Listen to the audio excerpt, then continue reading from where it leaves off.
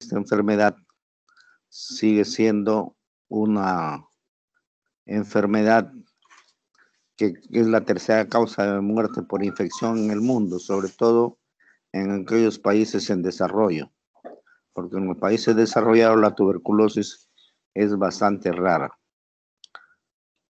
Tiene una alta mortalidad después del SIDA, diarrea, malaria y lepra juntas. En 1990 la ONU la declara emergencia global. El 10% de estos pacientes, o sea, de 100 pacientes que nosotros tenemos, 10 de ellos ya tienen resistencia, pacientes nuevos, sin ningún tratamiento, ya tienen resistencia a una droga.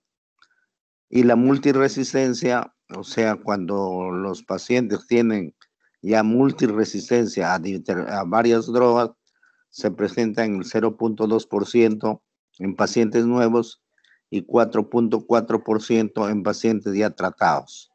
Entonces, ahí lo peligroso que es tener esta enfermedad, porque ya existen, digamos, resistencia a determinadas drogas, así no hayan, digamos, usado estos medicamentos.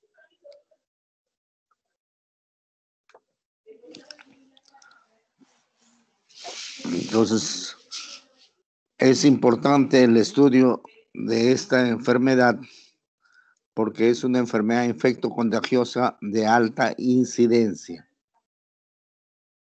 Entonces, los casos nuevos por año, es 80% es pulmonar, porque ustedes saben pues que el bacilo de Koch ingresa al al organismo de una persona a través del tracto respiratorio, o sea, la vía aérea.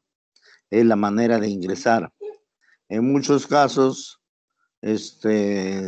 puede presentarse como si fuera un resfriado común en el área pulmonar, pero ya por vía hematógena puede afectar diversos órganos extrapulmonares. Y entre estos órganos extrapulmonares, que representa el 10% de todos los casos de tuberculosis, se va a alojar en diversos órganos. Por ejemplo, se puede alojar en hueso, se puede alojar en el caso nuestro, en la vía urinaria, en el riñón. Y ahí puede permanecer silente, o sea, en silencio por años. Y luego, después de varios años, puede dar sintomatología urológica. Se hizo un estudio en el hospital Hipólito Unanue del año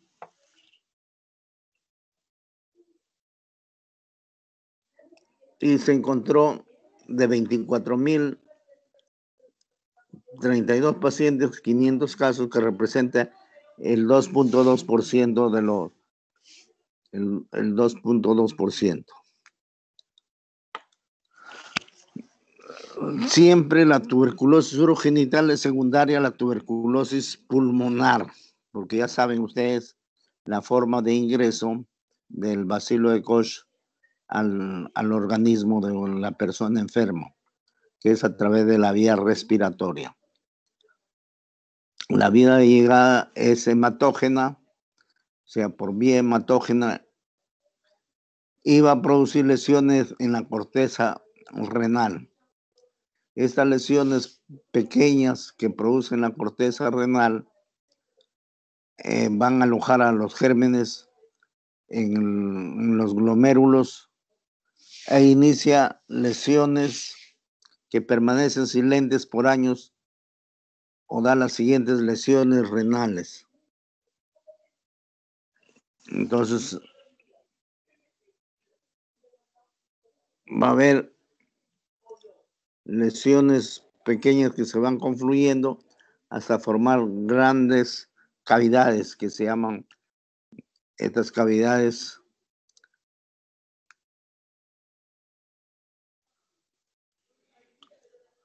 Entonces, aparece bacteriuria e infección que disemina todo el árbol urinario y va a dar lugar a lesiones cavitarias Entonces el bacilo de Koch ingresa a los túbulos y son atrapados en las asas de Henle.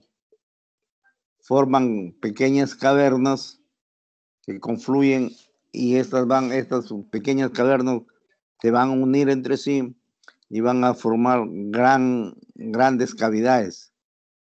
O en su defecto también tienen otra forma de presentación y se calcifican, produciendo la calcificación del riñón. Cuando la calcificación del riñón es total, se llama riñón mástica. Lesiones pueden comprometer el uréter y este uréter puede producirse una estrechez y dar lugar a ureterohidronefrosis. Entonces el ingreso del germen es a través de la vía respiratoria, luego al riñón por vía hematógena y posteriormente por vía canalicular descendente. Por vía canalicular descendente va a haber la diseminación a través del árbol urinario y se va a diseminar al uréter, a la vejiga, y muchas veces en varones a la próstata y la uretra, pero en diversos estadios de evolución. Mientras en unos está recién activo, en otros está ya cicatrizando. Y la cicatrización de la tuberculosis es mediante la retracción. Entonces, la lesión cavitaria, ya hemos visto eso.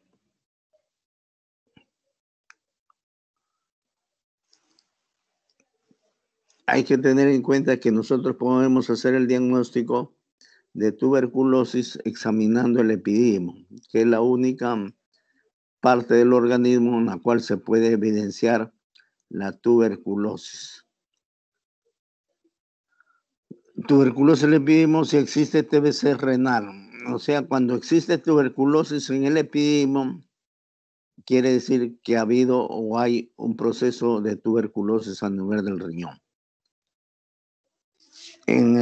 Pero esto se hace evidente clínicamente al hacer el examen del epidídimo, o en la mujer, ahí sí no se puede hacer un examen clínico, en la mujer se aloja en las trompas y son causantes de infertilidad. Entonces, cuando tengan ustedes un paciente que llegue a la consulta por infertilidad, no se olviden que una de las causas que puede ocasionar la infertilidad en el matrimonio es la tuberculosis del epidídimo y en la mujer la tuberculosis de la trompa. Lesiones o puede producir lesiones ulcerativas del uréter. Eso después cicatriza y va a formar estrecheces sobre todo a nivel distal, en la juntura de la vejiga con el uréter, que se llama juntura ureterovesical, y va a dar lugar a estrecheces que ocasionan ureterohidronefrosis.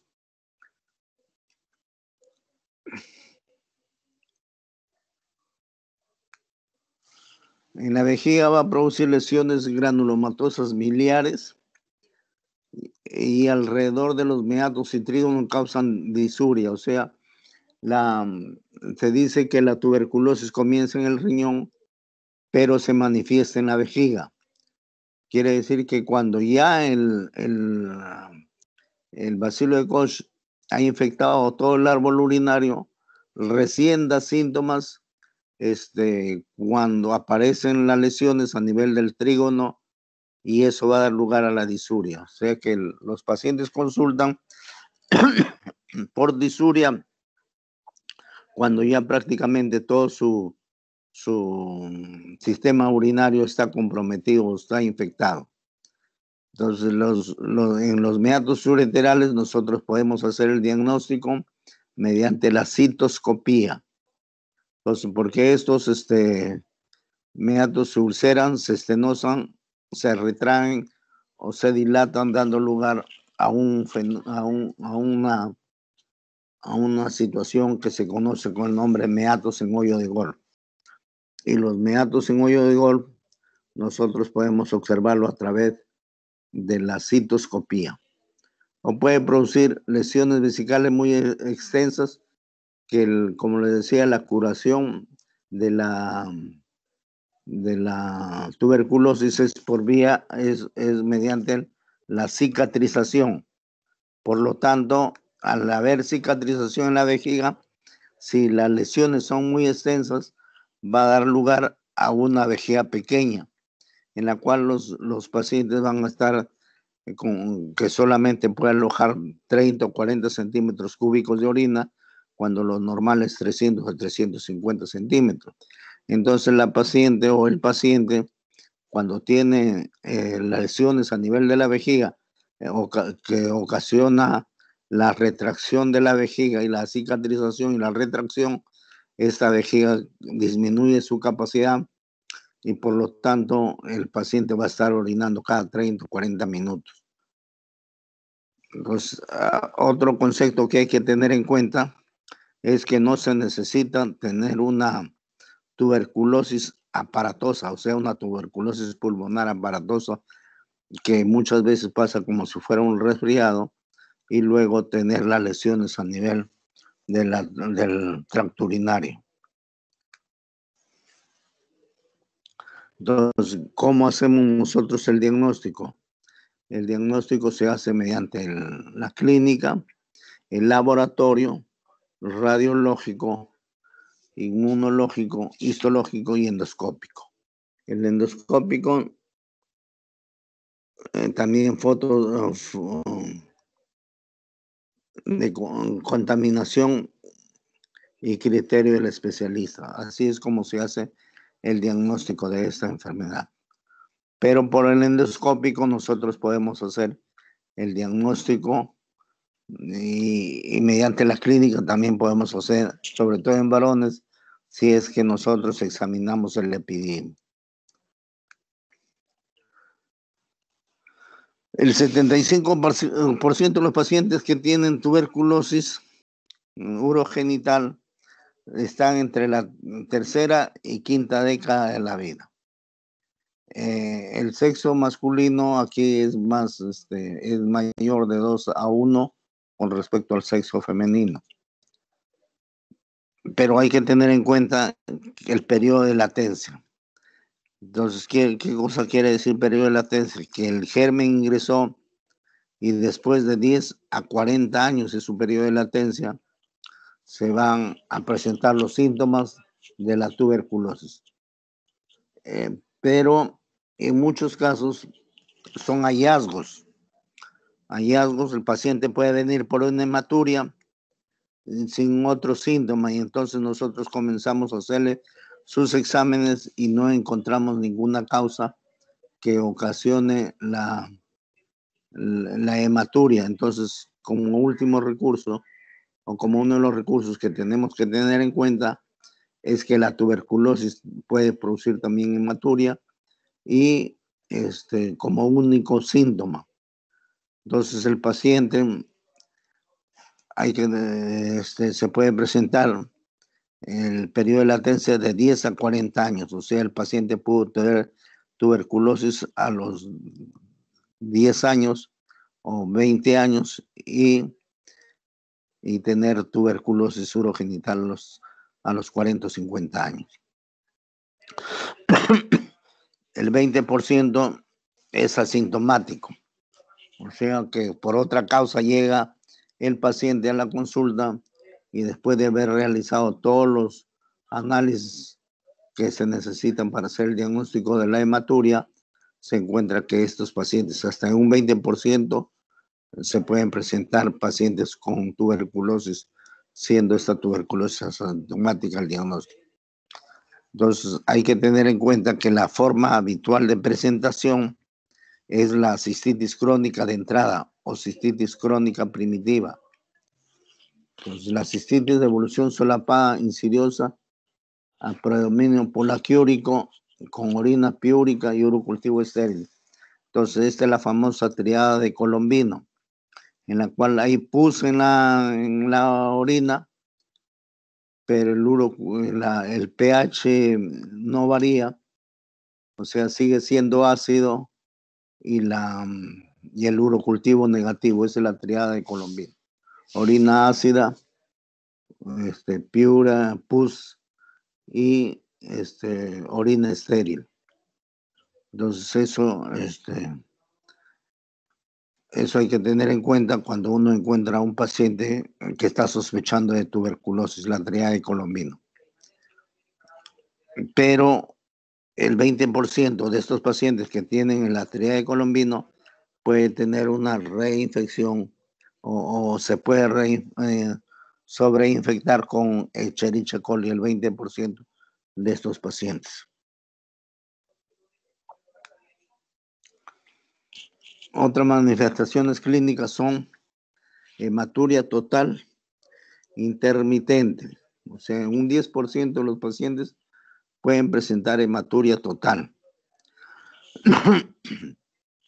Quiere decir que estos pacientes pueden presentar un episodio de hematuria y luego la siguiente orina ya es clara. De ahí que muchos pacientes se descuidan en ese sentido, presentan un cuadro de hematuria y como ya la siguiente orina les salió clara, ya prácticamente no acuden al consultorio para hacer el descarte de su enfermedad. Y esto a veces se presenta un cuadro de hematuria y ya no lo presenta hasta un mes o 2 meses después. O sea, así es como se presenta la hematuria en la tuberculosis. Pero hay microhematuria hasta en el 50% de los casos. Esos son los pacientes que nosotros generalmente los vemos en el consultorio, porque van por otro motivo y al hacerse el examen de orina, se encuentra que estos pacientes tienen hematuria. Entonces, al hacer el estudio, después de haber hecho todo lo concerniente para hacer el diagnóstico de la hematuria, se encuentra que estos pacientes son portadores de tuberculosis urogenital. También puede haber cólico nefrítico. Entonces, el cólico nefrítico se ve en pacientes que tienen fragmentos que se desprenden. ¿No ve que estos pacientes tienen la tendencia a calcificar?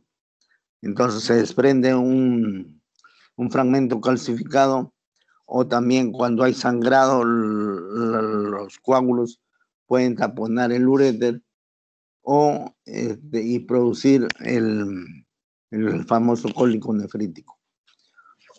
Otros casos, cuando está comprometida la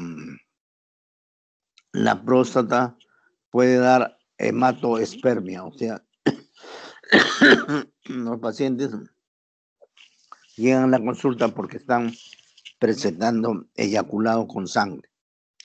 La hipertensión se va a presentar hasta un 5 a 10% de los pacientes que tienen tuberculosis urogenital. Y el 25% en pacientes que son monorrenos, quiere decir que uno de los riñones ha dejado de funcionar y el otro está funcionando, pero esto da lugar a que en el 25% de estos pacientes presenten cuadro de hipertensión arterial. Y también hay otros trastornos como astenia, anorexia, adelgazamiento, pionefrosis febril y tóxica. Es raro ese padecimiento. El examen físico, ¿qué es lo que vamos a encontrar en el examen físico? Entonces, en el examen físico casi no hay muchos elementos orientadores, pero sí podemos nosotros examinar el epidimo.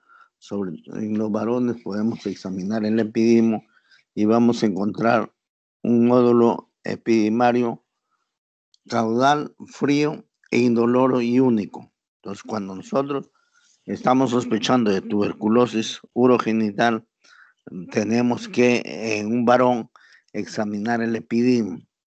Y si nosotros encontramos un nódulo caudal frío, indoloro y único, eso nos da el diagnóstico de tuberculosis urogenital en el varón. Puede haber una masa lumbar palpable llamada tuberculoma, pero no es tan frecuente, es un poco raro. También se puede fistulizar este tuberculoma, pero también es un síntoma, un signo excepcional. En las vesículas seminales aumenta de tamaño y consistencia. Al tacto rectal nosotros podemos hacer, pero es un síntoma tardío.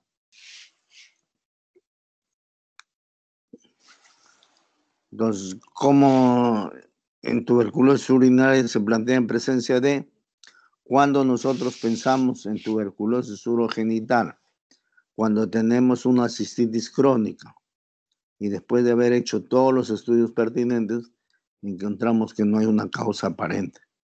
Entonces hay que pensar en tuberculosis. La piuria ácida persistente. Normalmente cuando existen infecciones del tracto urinario, el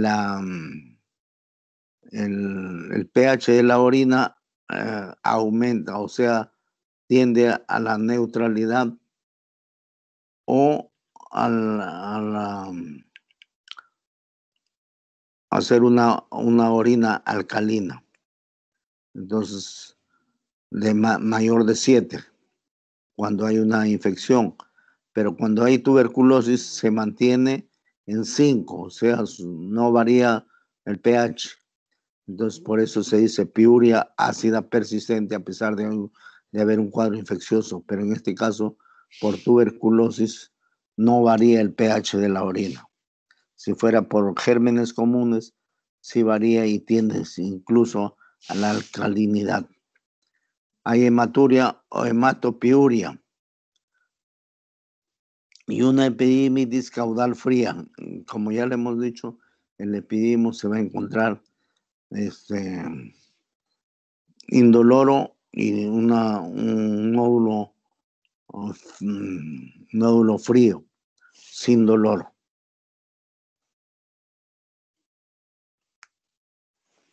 Después, persona joven con TBC previa, hay que tener en cuenta que el periodo de latencia es de 10 a 40 años. O sea, hay que, de todas maneras, en la anamnesis, hay que investigar si el paciente ha tenido o no ha tenido tuberculosis.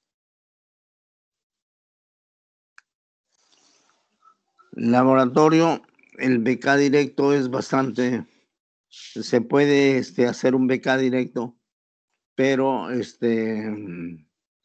lo único que nos indica es que hay un bacilo ácido alcohol resistente, pero se puede confundir con los bacilos que se encuentran a nivel del esmegma, que también ahí hay bacilos ácido alcohol resistente, pero no todo bacilo ácido alcohol resistente es bacilo de Koch. Entonces el BK directo no es tan, digamos, no es mucha ayuda con respecto al diagnóstico. El cultivo para BK, bueno, se necesita un medio especial y además, además del cultivo demora después de 2 e incluso 3 meses después, recién se ven los resultados del urocultivo. O sea, es un cultivo que requiere un periodo largo para poder hacer digamos, tener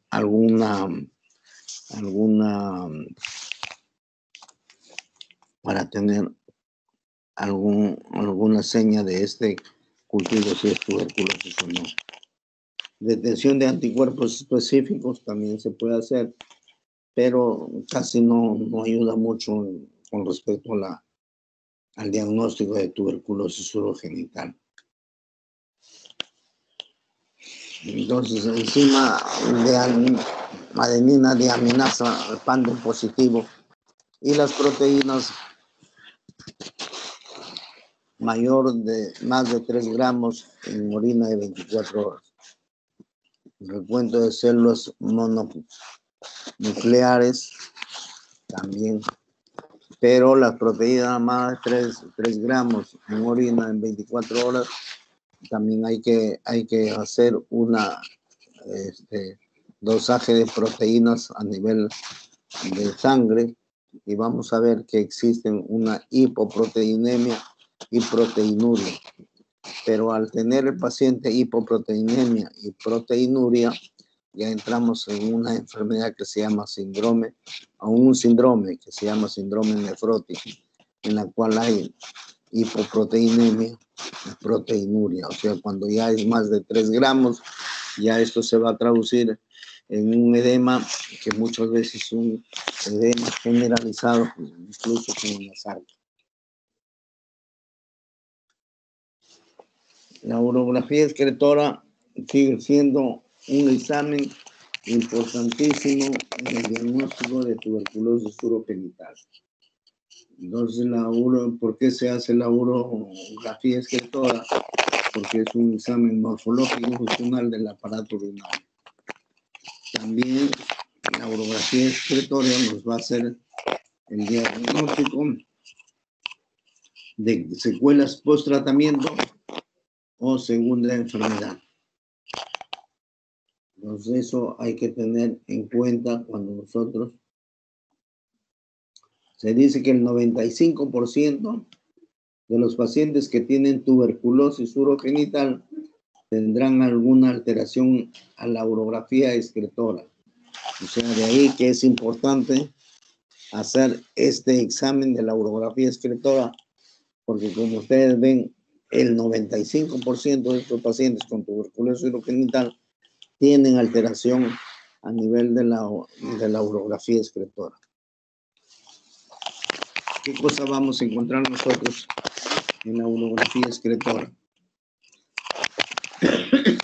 Puede haber ausencia funcional de uno de los riñones, y esto se presenta en el 47% de los casos. Los pacientes no presentan síntomas cuando se le va, digamos, disminuyendo la funcionalidad del riñón afectado. No presentan síntomas. Y ahí que muchos de los pacientes, cuando ya llegan a la consulta, hasta en el 47% de los casos, ya encontramos nosotros, cuando hacemos los exámenes respectivos, encontramos que en el 47% de los casos no les funciona un riñón a estos pacientes, porque ya afectó completamente la funcionalidad del riñón y este riñón está excluido. O sea, urográficamente se llama exclusión renal. Pero también a la vez puede haber disminución de la capacidad de la vejiga, porque la tuberculosis cicatriza y va a producir fibrosis de la vejiga y va a disminuir la capacidad vesical. Y esto se presenta hasta en un 27.5% de pacientes, en la cual va notando el paciente progresivamente una disminución de su capacidad de la vejiga, porque el paciente si normalmente uno orina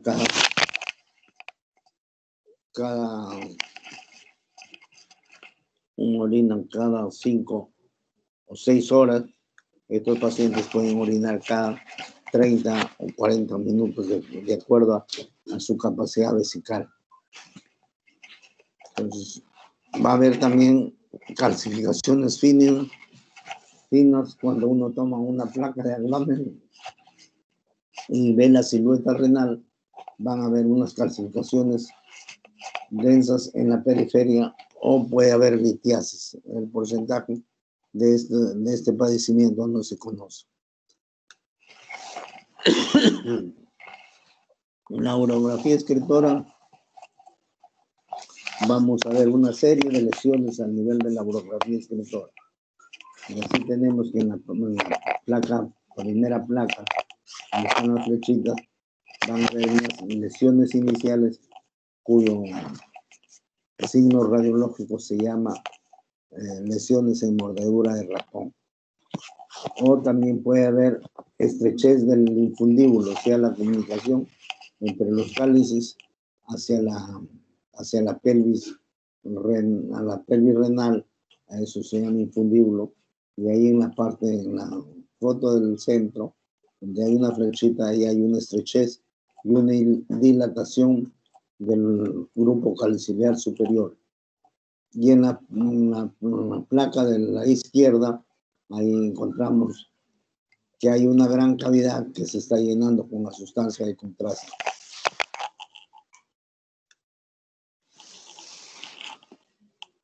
En la urografía excretora también hay una serie de lesiones, como en el caso en la cual se ven grandes cavidades y deformación completa del cáliz, de los cálices, tanto el medio como el superior. En la radiografía simple se pueden observar unas calcificaciones. Ya se notan ahí unas calcificaciones pequeñas que van a cubrir todo el riñón. También hay otro signo radiológico que se llama amputación del cáliz. En este caso es como si no hubiera grupo caliciliar superior, está completamente amputado. Y en la parte del lado derecho, ya la sustancia de contraste está ingresando a esa gran cavidad que se ha formado por destrucción del riñón. En la urografía excretora también nosotros podemos observar el uréter completamente rígido. Lo normal, un uréter normal tiene áreas en la cual existe sustancia de contraste y otras áreas en la cual no existe sustancia de contraste, porque el uréter tiene un movimiento que se llama movimiento peristáltico. Justo donde está la onda peristáltica hay ausencia de contraste, por lo tanto, un uréter normal se ve por sectores, no se ve un uréter normal así completamente en su totalidad, como en este caso. En este caso, están viendo ustedes en la parte superior, o sea, en la pelvis renal, los cálices, o sea, el grupo caliciliar superior está ausente y en lugar de ello hay dos grandes cavidades que se están llenando con sustancia de contraste. Y el uréter está completamente rígido, se ve en su totalidad. Eso no es normal que un uréter se vea en su totalidad, sino tiene que ver por segmentos. Donde está la onda peristáltica no hay uréter, y donde no hay onda peristáltica sí se dibuja el uréter. Por lo tanto, en una urografía de un paciente que no tiene tuberculosis, se ve el uréter por segmentos. En cambio acá ven ustedes el uréter en su totalidad. Entonces eso no es lo normal de un uréter. Es un uréter comprometido por fibrosis. Otros exámenes que se pueden hacer en la filografía retrógrada, o sea, introducir un catéter y a través en el uréter y a través de este catéter infiltrar la sustancia de contraste, que puede ser de 5 a 10 centímetros de sustancia de contraste y se toman varias placas, pero eso no es, digamos, un examen rutinario que se haga en un paciente que esté sospechando de una tuberculosis urogenital. Pero también nos ayuda a evaluar la porción distal del uréter, una estenosis ureteral o para cateterizar uréter. Además, una vez que hemos cateterizado el uréter, podemos hacer un cultivo por separado, o sea, tanto el izquierdo como el derecho se puede sacar orina y hacer cultivos de forma separada. Puede haber, también se le puede tomar una gamografía renal a los pacientes. Entonces, ¿para qué nos sirve la gamografía renal?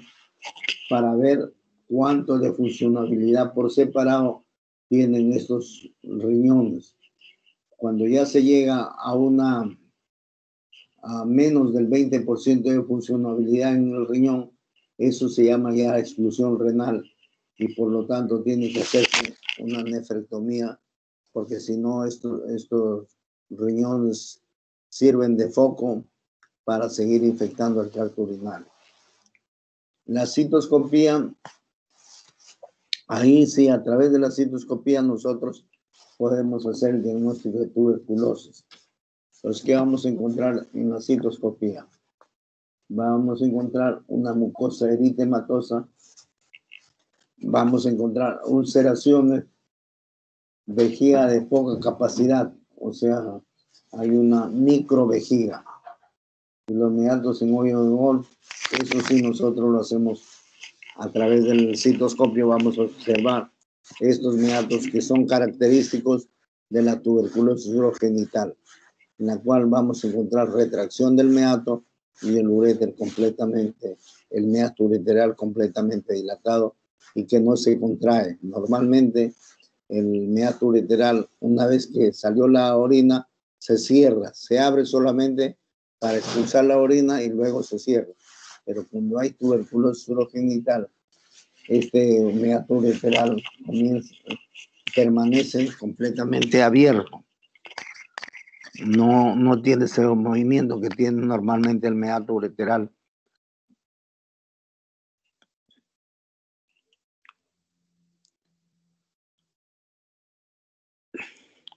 Cuando nosotros hacemos la citoscopía, a veces hay lesiones de neoplasia maligna y entonces ahí sí hacemos la biopsia. Esas son las lesiones que nosotros podemos encontrar en la citoscopía. Entonces, granulaciones ampulosas. Las granulaciones ampulosas normalmente se ven en la trigonitis, pero en la trigonitis solamente observamos esas granulaciones ampulosas en la porción del trígono. La porción del trígono es el área comprendida entre los meatos ureterales y la uretra. Esa porción triangular se llama trígono. Ahí encontramos esas lesiones ampulosas cuando hay una trigonitis, que es una enfermedad frecuente en las mujeres. Pero si esas lesiones ampulosas no solamente están en el trígono, sino están en la vejiga, eso ya nos orienta a que sea un trastorno de tuberculosis. También podemos encontrar la úlcera tuberculosa aguda, que se encuentra a nivel de la vejiga. Los meatos en hoyos de golf, ahí en la parte media, hay dos características de meatos en hoyo de golf, en la cual se encuentran los meatos ureterales completamente rígidos, abiertos, o sea, no tienen esa característica que se cierran cuando cuando el paciente ya expulsó la orina del uréter. Se cierran estos meatos en hoyo de golf.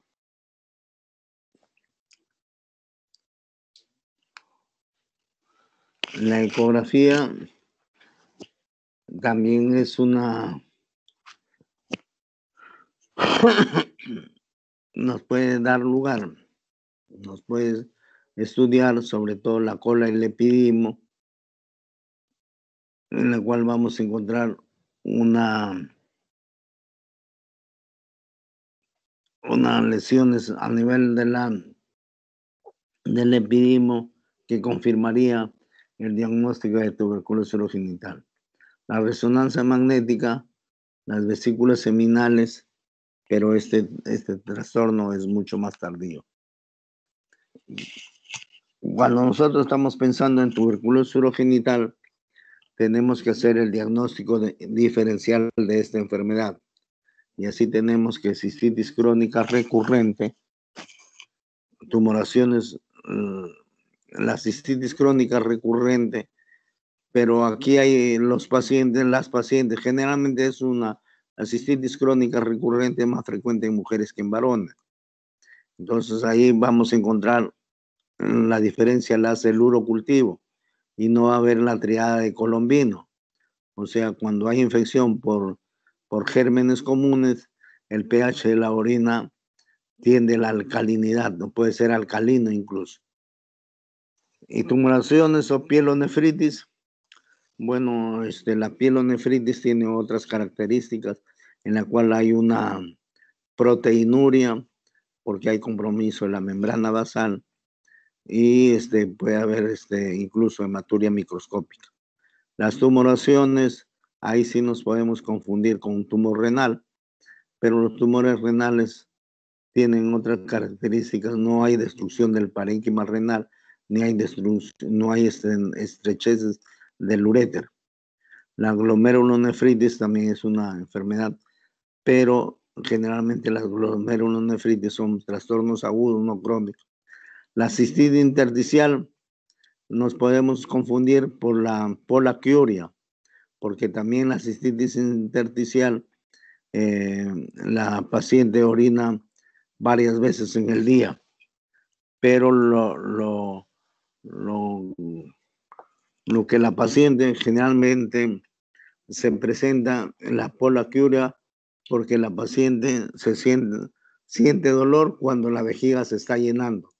Pues la cistitis intersticial no es que su capacidad de la vejiga haya disminuido, sino que siente dolor la paciente cuando la orina comienza a llenar la vejiga porque ha perdido la capacidad en la cistitis intersticial de impermeabilidad esa mucosa, entonces comienza a filtrar la orina a la muscular y a la serosa y eso produce dolor.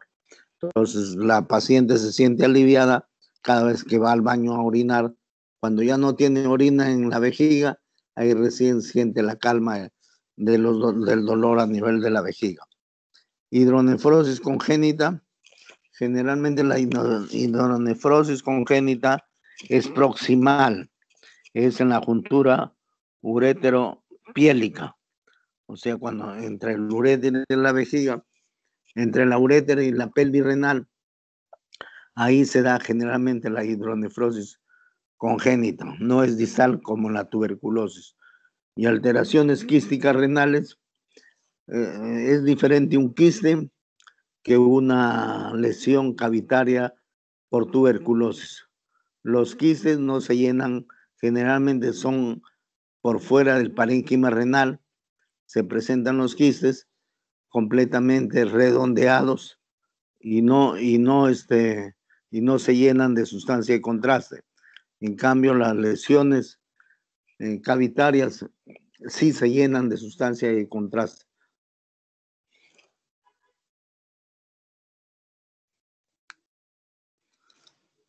Las complicaciones de la tuberculosis en la uretra van a producir estrecheces rebeldes. ¿Qué cosa significa una estrechez rebelde?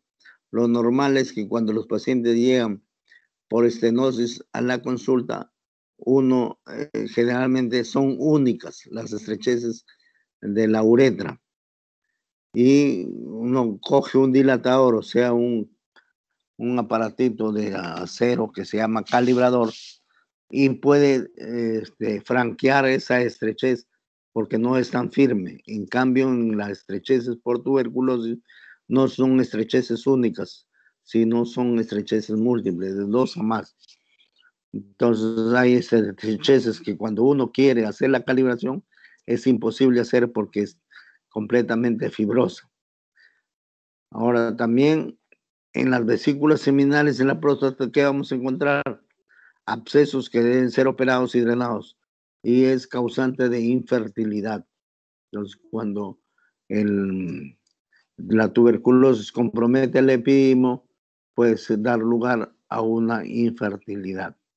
El testículo y el epidimo va a producir una epidimitis o una orcoepidimitis en los pacientes. El tratamiento, la primera fase, 2 meses, y es estreptomicina 1 gramo isoniazida 300 miligramos y rifampicina 600 miligramos. Piracinamida 1.5 gramos. Entonces ese es el tratamiento en la primera fase por 2 meses. Entonces, si hay un problema de insuficiencia renal, hay que regular la dosis de la estreptomicina, porque la estreptomicina es un aminoglucósido, y como todo aminoglucósido, son nefrotóxicos. Por lo tanto, si el paciente tiene cuadro de insuficiencia renal, hay que regular la dosis de la estreptomicina. Entonces, 2 meses de tratamiento en la primera fase con todos estos medicamentos que les he mencionado.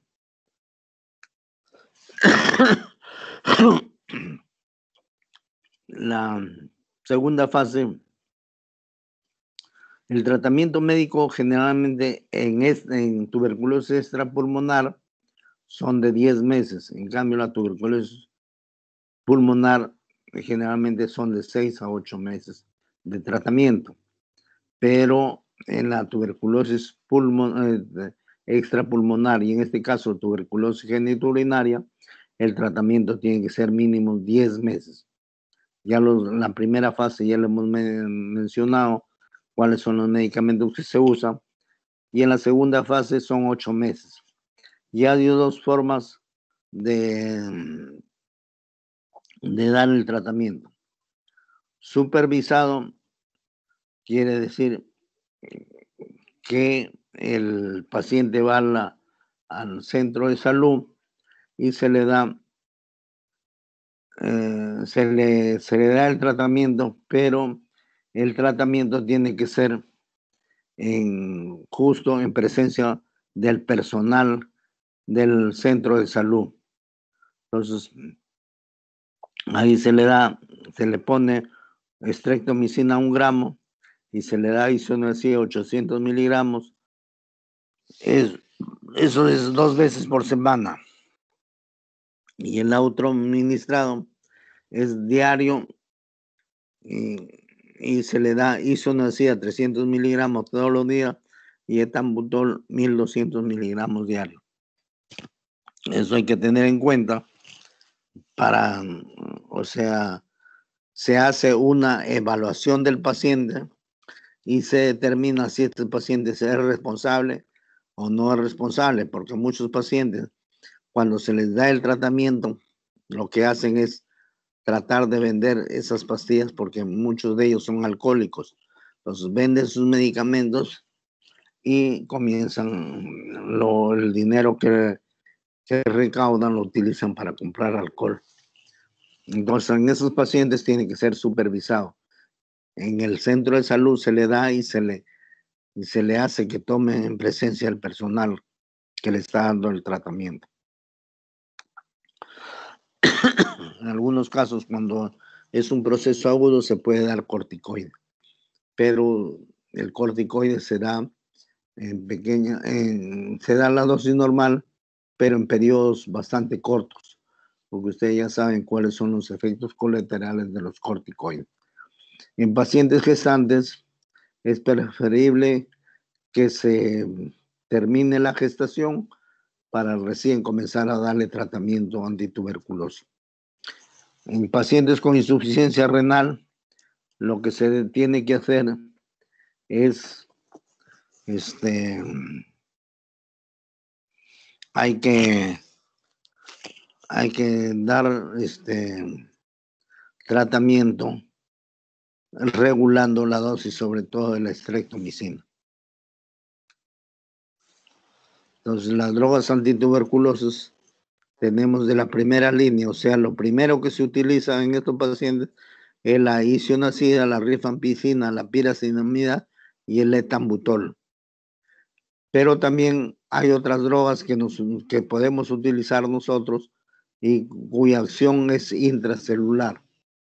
Entonces tenemos las quinolonas y lo más frecuente utilizado es la ofloxacina. Aminoglucósidos, aparte de la gentamicina, podemos utilizar amicacina. Y los beta-lactámicos podemos usar macrólidos. La eritromicina podemos utilizar también. Tratamiento médico en pacientes, muchos de los pacientes ya son multidrogoresistentes, quiere decir de que estos pacientes tienen resistencia a las drogas antituberculosas. Entonces, ¿qué es lo que se da cuando nosotros tenemos pacientes con multidrogoresistencia? O sea que los medicamentos habituales que se utilizan para la tuberculosis ya no hacen ningún efecto en nuestros pacientes. Entonces, a eso se llama multidrogoresistente. Entonces, ¿qué se va a utilizar? Se utiliza por 5 meses canamicina, etambutol y quinolonas y la piracinamida. Y por 18 meses, o sea, 13 meses más con canamicina. Eso es un tratamiento estándar para un paciente que tiene multidrogoresistencia, que los medicamentos para la tuberculosis ya no hacen efecto en estos pacientes. Y esto se debe a que muchos de los pacientes abandonan el tratamiento y entonces esto crea multidrogoresistencia en los pacientes.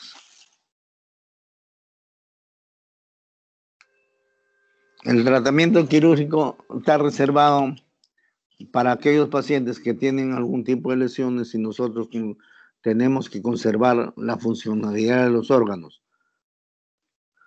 Porque ustedes saben que la tuberculosis urogenital cura mediante la cicatrización y la retracción.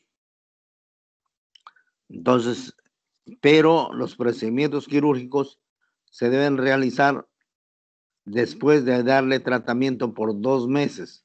O sea, no uno cuando ya encuentra secuelas de la tuberculosis, el tratamiento quirúrgico no es de inmediato, sino se le da 2 meses de tratamiento y en el transcurso, después de 2 meses de tratamiento, recién se hacen los procedimientos quirúrgicos.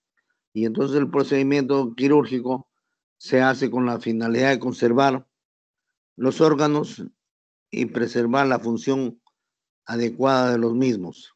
O sea, para eso se hace el tratamiento quirúrgico. Entonces, los procedimientos quirúrgicos pueden ser mutilantes, quiere decir que se extirpa, o sea, se extirpa un determinado órgano. Y si es el riñón, se llama nefrectomía. Podemos hacer también a nivel del epidimo, y eso se llama epidemectomía, o en los casos que ya está comprometido no solamente el epidimo, sino también el testículo, se hace orquioepidemectomía, o sea, se hace extirpación total del testículo y del epidimo. También hay procedimientos quirúrgicos de tipo conservador. Entonces, si nosotros vemos que hay un compromiso y una destrucción del polo inferior o el polo superior, se hace nefrectomía polar.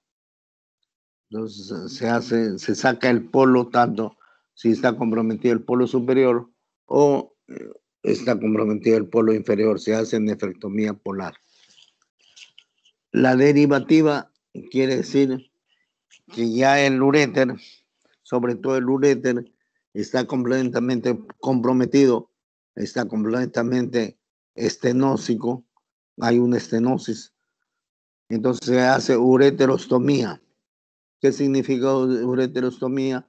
Se saca la cicatriz y el uréter se aboca a piel o se puede ir hacia el otro uréter y se hace una anastomosis lateral con el uréter del otro lado. O se hace nefrostomía, o sea, se coloca un catéter a nivel de la pelvis renal y por ahí se hace que drene la orina hacia el exterior. O se hace también una nueva vejiga, porque esa vejiga ya está con poca capacidad, o se amplía la vejiga mediante procedimientos quirúrgicos que se llaman Bricker y hay otros similares a esta técnica quirúrgica. Reparadora se puede hacer cuando hay una estrechez de la juntura ureteropiélica, se saca la cicatriz de la juntura ureteropiélica, se reduce el tamaño de la pelvis renal que ha aumentado, hay una gran hidronefrosis, a eso se llama plastía de la juntura ureteropiélica. También se puede resección, segmentar el uréter y reanastomosis término-terminal, o sea, si nos logra alcanzar el uréter, podemos reanastomosarlo, podemos llegar a anastomosar y hacemos una anastomosis término-terminal. Entonces, también de reemplazo, trasplante renal y iliocistoplastía. O sea, mediante el hilio podemos hacer una ampliación de la vejiga.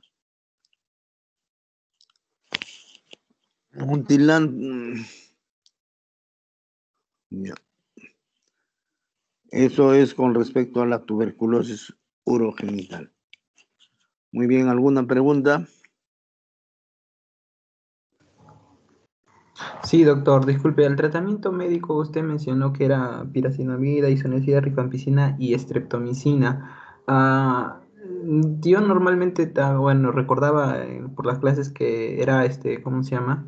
Con etambutol inicialmente. Entonces, mi pregunta era, ¿por qué este cambio en TB renal? ¿Hay alguna especificación o qué pasó con ello? Generalmente en las tuberculosis extrapulmonares ese es el tratamiento, porque no solamente la tuberculosis extrapulmonar, no solamente, es el 10% solamente de las tuberculosis extrapulmonares, y de ese 10% un porcentaje es tuberculosis urogenital, pero también hay tuberculosis ósea, hay tuberculosis en cualquier órgano de nuestra economía puede haber una tuberculosis. Por lo tanto, ese es el tratamiento de la tuberculosis extrapulmonar.